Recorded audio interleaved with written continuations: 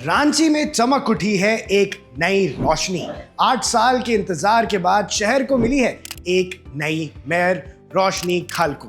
1.57 लाख से ज्यादा वोट्स के साथ उन्होंने जीत का परचम लहरा दिया है और पूरे झारखंड में अब यही बात है। लेकिन दर्शकों, इलेक्शन में क्या हुआ, आइए आपको विस्तार से समझाते हैं और कैसे इसने पूरी सियासत को बदल दिया। रांची मेयर इलेक्शन में शुरुआत से ही रोशनी खालको ने लीड बना ली थी। टोटल वोट्स की बात करें तो रोशनी खालको के पास 1,57,000 से ज्यादा वोट्स थे।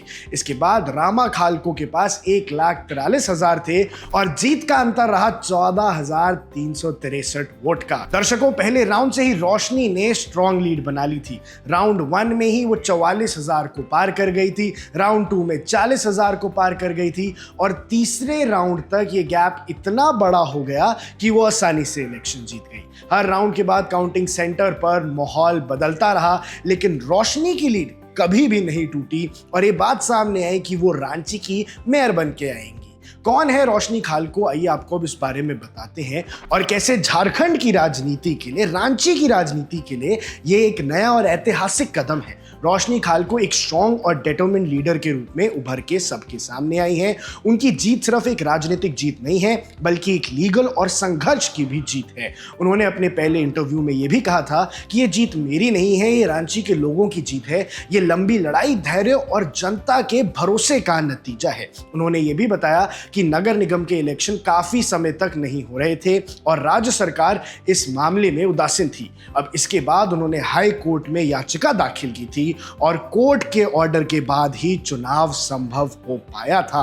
यानी रोशनी ने पहले से लेकर आखिरी कदम तक रांची का साथ दिया। रांची को एक मेयर देने का 8 साल का इंतजार खत्म हुआ। ये कदम उनकी लीडरशिप और डिटर्मिनेशन को दिखाता है और यही उन्हें सबसे ज्यादा पॉपुलर बना रहा है। ये श्रेय जाता है हमारे प्रधानमंत्री जी को, ये श्रेय जाता है भाई नरेंद्र मोदी जी को, जिनके आदर्शों पर हम लोगों ने चलना सीखा है। मैं धन्यवाद देना चाहती हूँ अपने रक्षा राज्य मंत्री जी का, जिनके कर कमलों से और उन्होंने हमें जो चलना सिखाया है। मैं धन्यवाद देना चाहती हूँ हमारे माननीय रांची के विधायक श्री सीपी सिंह जी का। हम धन्यवाद देना चाहते हैं नवीन भैया जी का, हटिया विधायक जी का। हम धन्यवाद देना चाहते हैं अपने पूर्व के डिप्टी मेयर जी का। हम धन्यवाद देना चाहते हैं अपने रांची के जिला अध्यक्ष जी का और मैं धन्यवाद देना चाहती हूँ अपने संगठन के हमारे प्रदेश अध्यक्ष जी को और हमारे ऐसे मजबूत भाई जो डट करके खड़े रहे और पूरे चुनावी प्रक्रिया में ना दिन देखा, ना रात देखी, ना सोए ना खाए, लगातार वो कैसे हर एक व्यक्ति के बीच में पूरे राजधानी में कैसे कमल ही बिस्किट है और बिस्किट ही कमल है, ये बताने में सफल हो पाए और लगातार हर घर में, हर दरवाजे तक पहुंच पाए।